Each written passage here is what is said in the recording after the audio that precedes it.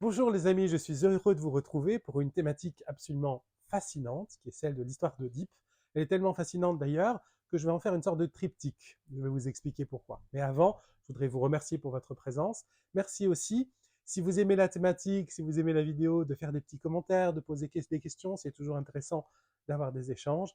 Et puis, n'hésitez pas aussi à liker la vidéo, c'est utile pour notre travail.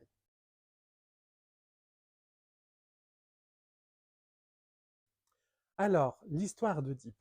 Quelle histoire! C'est quelque chose d'incroyable. Celle que je vais vous raconter est une sorte de mélange de plusieurs sources, Pausanias, Sophocle, avec les magnifiques pièces de théâtre que je vous invite à lire. Mais j'ai fait une sorte de petite mélange de toutes les versions, simplement pour que ça soit plus parlant et que ça puisse nous éclairer sur le choix de ce nom-là, Oedipe, pour parler du complexe d'Oedipe. Pourquoi Freud a choisi cette légende-là, ce mythe-là, pour parler de ce complexe. C'est quelque chose qu'on étudie en profondeur forcément à l'école française d'astrothérapie, parce qu'on ne peut pas faire de la thérapie sans honorer cette dimension du père fondateur que représente Freud. Et donc, dans les vidéos suivantes, je vous montrerai le lien qu'il peut y avoir entre cette histoire mythologique et puis tout le travail psychanalytique et puis le travail d'astrothérapie. Mais pour aujourd'hui, nous allons simplement écouter cette histoire et vibrer parce qu'elle est simplement incroyable. D'abord, ce qui me touche beaucoup dans les histoires mythologiques, c'est que les Grecs étaient très sensibles à la psychogénéalogie. Les prénoms des différents héros des mythologies ont une sorte de programme en eux. C'est-à-dire qu'il y a déjà des indications sur ce qui va se passer ou quelle est leur légende personnelle ou leur dimension, leur destin en lien avec le prénom. Et puis aussi, quand il se passe quelque chose à une génération, ça a des répercussions sur les générations suivantes, surtout s'il y a des fautes qui sont commises. Eh bien là, c'est le cas. Alors, on ne va pas refaire toute la généalogie d'Oedipe, c'est passionnant, c'est quelque chose qu'on fait à l'EFAT, mais je vais simplement parler de son père et de son grand-père. Donc, Oedipe a un père qui s'appelle Laios. Son grand-père s'appelle Labdakos. Labdakos, c'est le boiteux, c'est intéressant parce qu'il cherche un équilibre, parce qu'il y a eu quelque chose, un déséquilibre qui a été généré 2 générations encore au-dessus. Mais il se trouve que l'Abdakos est un roi. Il trône sur la grande ville de Thèbes. Et alors qu'il a un fils, donc un futur prince et un futur roi, eh bien il meurt. Et son fils, Laios, n'a qu'1 an. Forcément, à 1 an, il ne peut pas monter sur le trône. Aussi, il va être confié, ce bébé, à une ville à côté, à une cité-État à côté, où il y a un roi et une reine, Danaé et Pélops, vont l'adopter en quelque sorte, c'est-à-dire le prendre sous leur tutelle pour pouvoir le préparer à son futur métier de roi. Et il se trouve Danaé vient d'avoir un enfant qui s'appelle Chrysippe, et donc, eh bien, Laios va être élevé avec Chrysippe comme son frère de lait. Ils vont être inséparables, ils vont être élevés ensemble. Et dans certaines versions, eh bien, il se trouve qu'il se passe quelque chose d'un petit peu terrible à l'adolescence, c'est que Laios va violer Chrysippe à plusieurs fois, de manière répétée.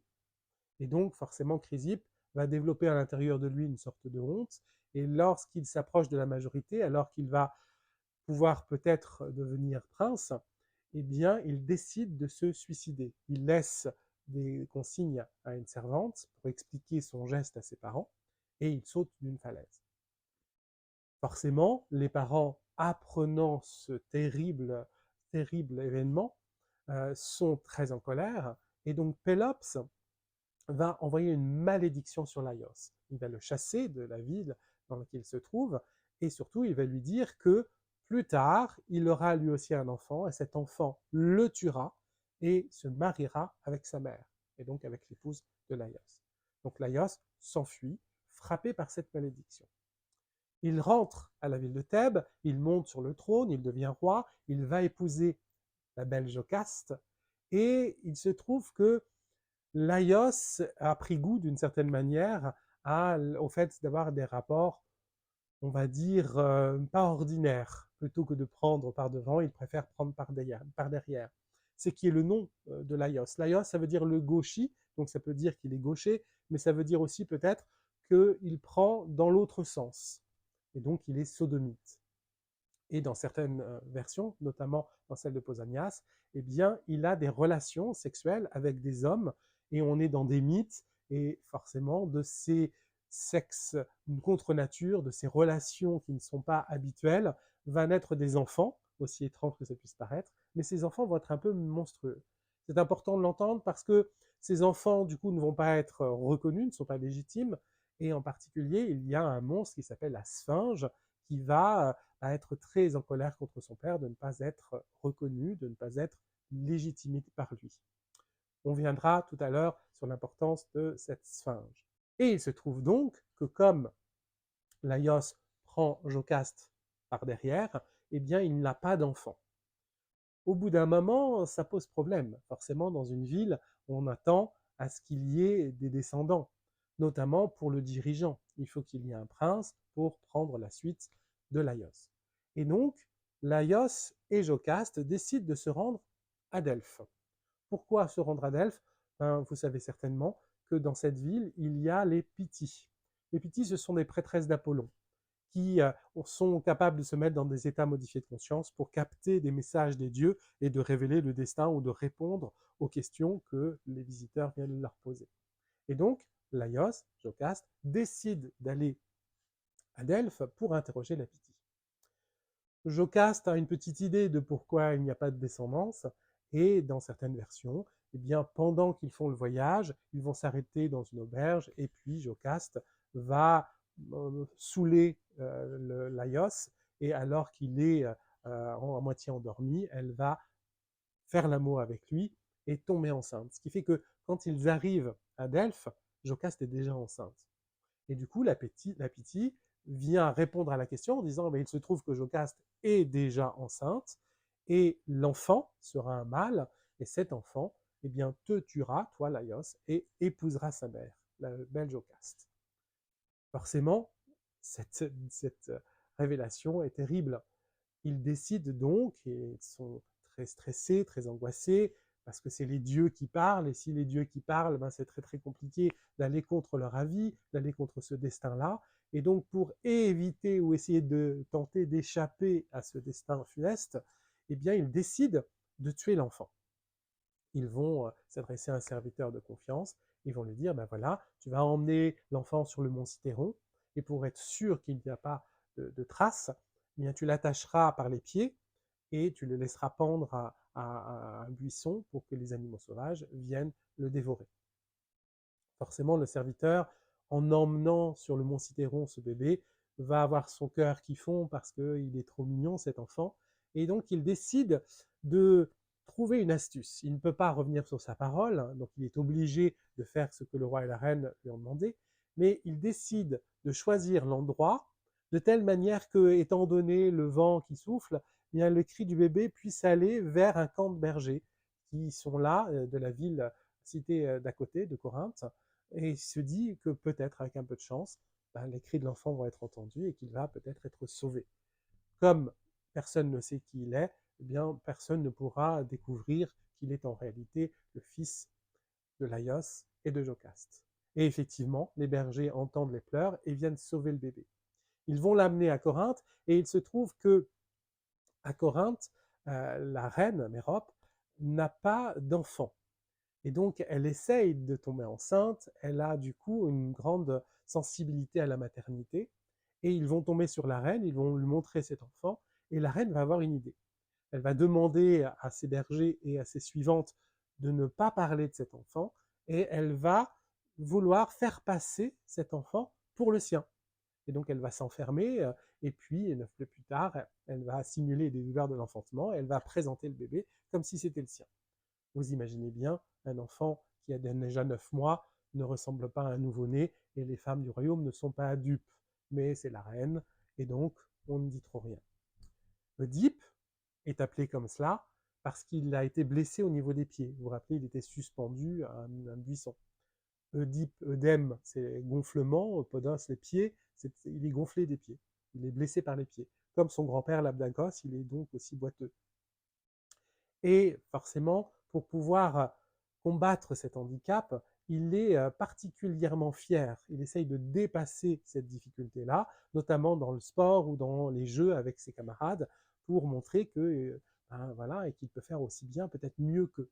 Et de temps en temps, il sent que ce côté un petit peu très affirmé ne plaît pas, et il entend des remarques du genre bah oui, si tu savais, et si je savais quoi.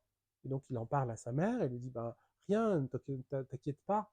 Mais il sent qu'il y a quelque chose qui cloche. Et puis quand il y a des enfants qui sont trop clairs sur il se passe quelque chose, il y a des rumeurs autour de lui, ils disparaissent.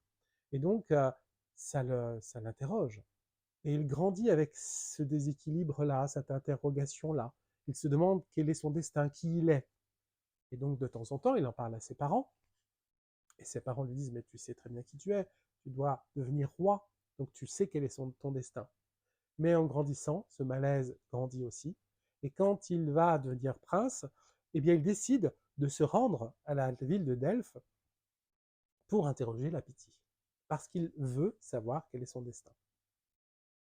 Pendant ce temps-là, il y a à Thèbes une grande difficulté.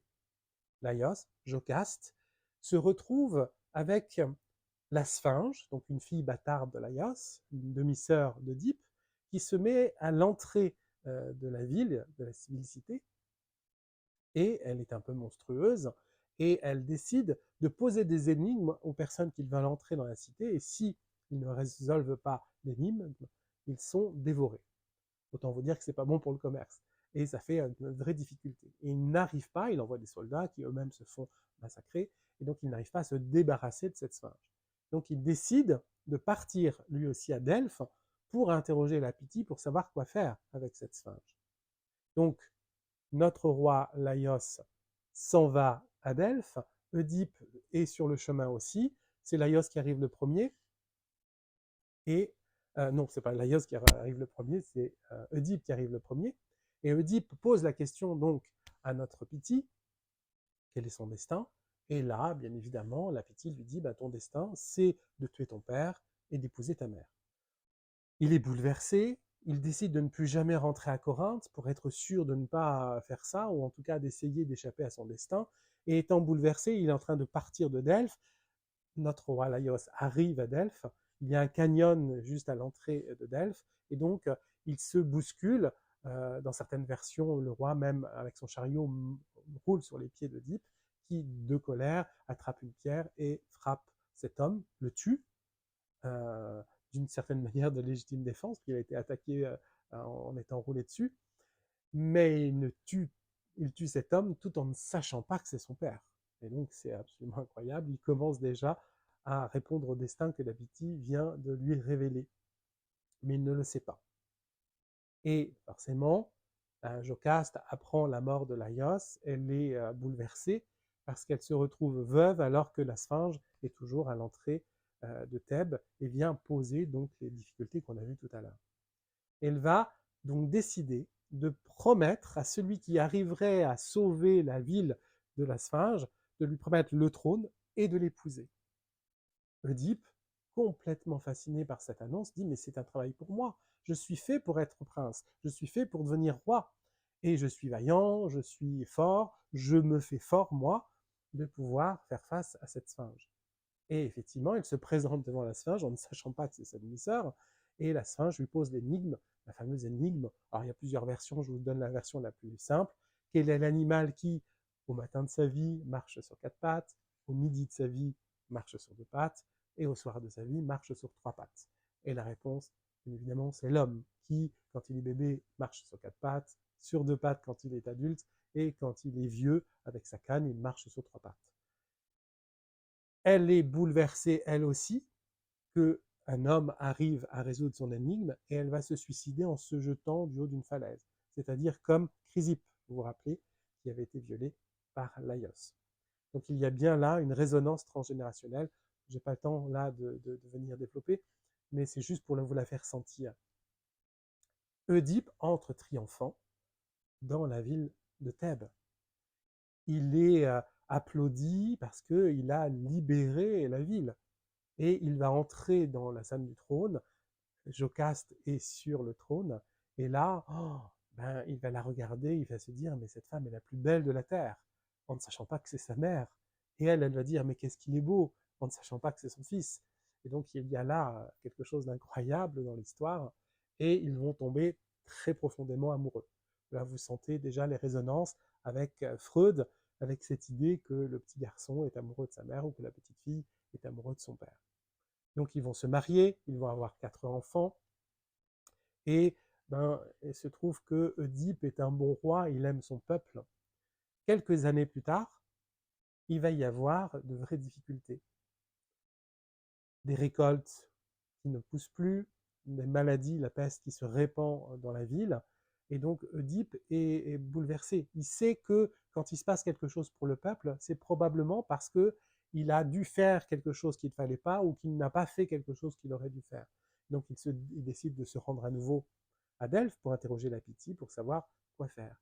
Et là, la Pythie lui dit, eh bien, la ville ne sera pas libérée, ne sera pas à nouveau en bonne santé, tant que l'ancien roi n'aura pas été vengé. Plus exactement, que justice n'aura pas été rendue. Il faut trouver donc quel est le meurtrier du roi Laios. Et Oedipe se dit, mais oh, j'aurais dû y penser moi-même. Il ne sait pas, bien évidemment, que c'est lui. Et là, c'est le moment poignant. On voit bien que c'est très en lien avec la psychanalyse, où on a des symptômes, et en même temps, c'est nous-mêmes qui générons ces symptômes. Et donc, il y a une enquête qui se fait entre soi et soi-même. Pourquoi on a des perturbations alors qu'on les génère, alors qu'on ne sait pas qu'on les génère? Il va falloir aller lever le voile. Vous voyez à quel point c'est en lien avec la psychanalyse. Et Freud a eu vraiment raison de choisir cette histoire. Pour le faire rapidement, Oedipe va envoyer des messagers pour essayer d'avoir des témoins, il ne va pas en trouver. Et son beau-frère, Créon, va lui conseiller de faire appel à un aveugle, Tirésias. Je dis un aveugle avec des guillemets parce que cet aveugle est clairvoyant, comme souvent dans les mythes. Quand on devient aveugle, on a une vision intérieure qui se développe. Et donc Tirésias se présente devant Oedipe. Oedipe lui pose la question de quel est le meurtrier de feu le roi Laios. Et Tirésias lui dit, ben, je ne pense pas que tu veuilles la réponse à cette question, forcément, puisque c'est lui le criminel. Et il ne sait pas qu'il a fait un parricide. Ça jette un froid, forcément, parce que toute la cour est là, et c'est comme si ça sous-entendait que Oedipe ne veut pas résoudre cette énigme, ou ne veut pas rendre justice au roi Laios. D'ailleurs, Oedipe devient un peu paranoïaque et se méfie de Créon. Pourquoi est-ce qu'il m'a envoyé ce clairvoyant-là? Est-ce qu'il n'y a pas quelque chose qui cloche? Il va lui mettre la pression pour qu'il réponde, et Tirésias va finir par lui dire que ben, c'est toi. Oedipe est un peu troublé, il sait bien que c'est pas lui. Et en même temps, comme il est troublé, Jocaste intervient et lui dit, mais tu sais, t'inquiète pas, les devins, les clairvoyants, tout ça, c'est de la fadaise, c'est de la foutaise. N'y crois pas. Moi-même, quand j'étais plus jeune, je suis allé voir la Pythie, elle m'avait dit que j'aurais un fils qui m'épouserait et tuerait le roi Laios. Donc tu vois, ce sont que des bêtises. Et en disant ça, il ne fait que alimenter un feu dans l'esprit d'Oedipe. Et c'est très compliqué. Et à ce moment-là, on sent qu'il y a des résistances, que la vérité cherche à trouver un chemin, un peu comme dans une psychanalyse, quand on commence à raconter son histoire, et qu'il y a des résistances, et qu'on est encore dans le déni, et que pourtant la chose commence à avancer. Pour faire un effet rebondissement, il y a un messager de la ville de Corinthe qui arrive et qui annonce à Oedipe cette terrible nouvelle, ton père est mort. Et là, on a ce moment, notamment dans la version de Sophocle, où Oedipe est bouleversé parce qu'il est d'abord soulagé. Il se dit, chouette, c'est pas moi qui l'ai tué, il est mort de sa belle mort. Ah, je suis soulagé. Et puis après, il s'effondre et dit, mais je suis soulagé alors que c'est mon père et que je suis très triste, très malheureux qu'il soit mort. Et du coup, le messager lui dit, la reine demande, ta mère te demande de venir à l'enterrement.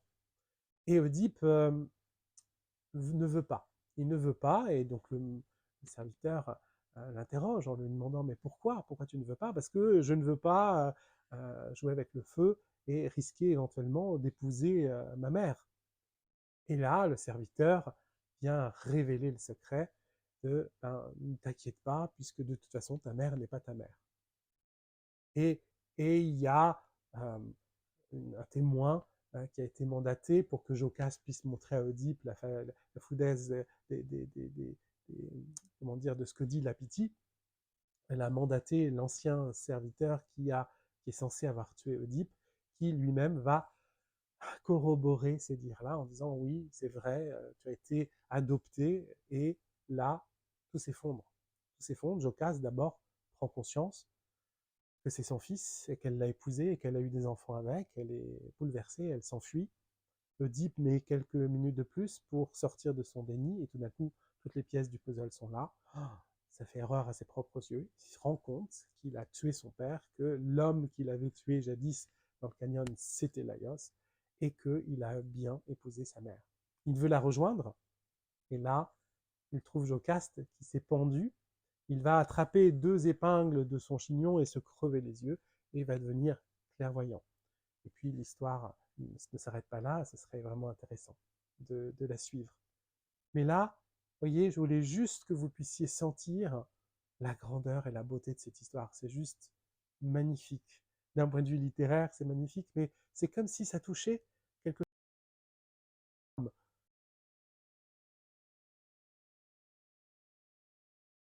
conséquent. Aussi, c'est incroyable, le criminateur. D'ailleurs, là pour cette histoire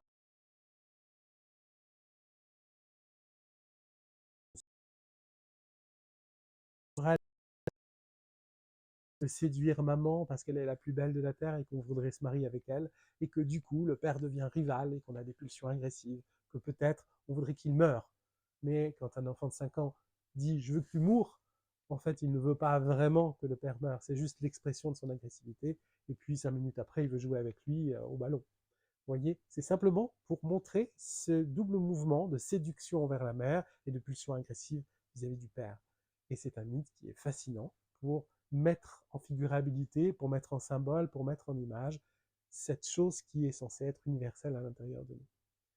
Je reviendrai dans 2 autres vidéos sur cette histoire et comment Freud va l'utiliser en psychanalyse. Mais pour l'instant, je vous souhaite une très très très belle journée. J'espère que cette thématique vous a plu. N'oubliez pas, encore une fois, de la partager, cette vidéo, si elle vous a plu. À tout bientôt.